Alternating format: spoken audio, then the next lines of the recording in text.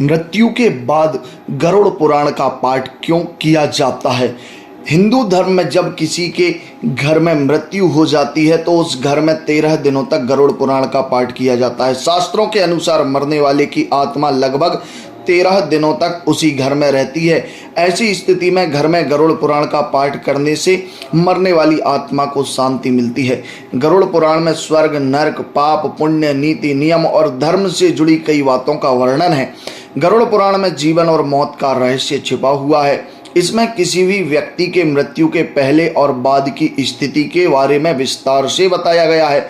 मृत्यु के बाद गरुड़ पुराण सुनने की वजह जानकर आप चौंक जाएंगे। मरने के बाद आत्मा 13 दिनों तक उसी घर में रहती है, इसलिए वह पुराण मृतक को सुनाने के लिए किया जाता है। माना जाता है कि गरुड़ पुराण के माध्यम से मृतक को स्वर्ग, नरक की प्राप्ति, सदगति, अधोगति, दुर्गति जैसी गतियों के विषय में जानकारी दी जाती है। शरीर को त्यागने के बाद मृतक की आगे की यात्रा कैसी होगी, किस लोक में उसे जाना होगा, यह सभी बातें वह गरुड़ पुराण के माध्यम से सुन लेता है। मृत्यु के उपरांत घर में गरुड़ पुराण का पाठ करने से मृतक के परिजनों को भी सत्कर्म करने की और सद्गति की जानकारी मिलती है। जीवन में क्या करना सही है और क्या करना गलत है, सभी पाप और पुण्य की जानकारी गरुड़ पुराण में विस्तार से बताई गई है।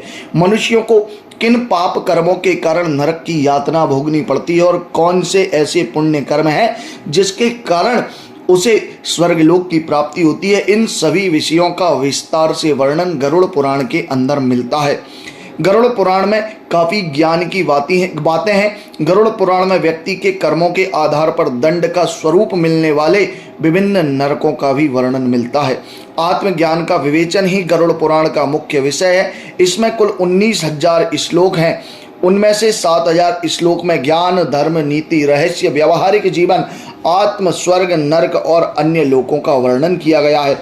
इसमें वैराग्य, सदाचार, निष्काम कर्म, यज्ञ और दान की महिमा भी बताई गई है। कहते हैं कि गरुड़ पुराण का पाठ करने या सुनने से ही मृतक आत्मा को शांति प्राप्त हो जाती है और वह सद्गति को प्राप्त कर लेती है। यह गरुड़ पुराण गरुड़ ने स्वयं भगवान विष्णु से पूछा था कि मनुष्य के शुभ अशुभ कर्मों के आधार पर उसे किस प्रकार की यातनाएं मिलती हैं या फिर सुख मिलता है, इसका वर्णन विस्तार से कहिए। तब भगवान विष्णु ने गरुड़ को सुनाने के लिए गरुड़ पुराण की रचना की और इसीलिए इसका नाम गरुड़ पुराण कहा गया है।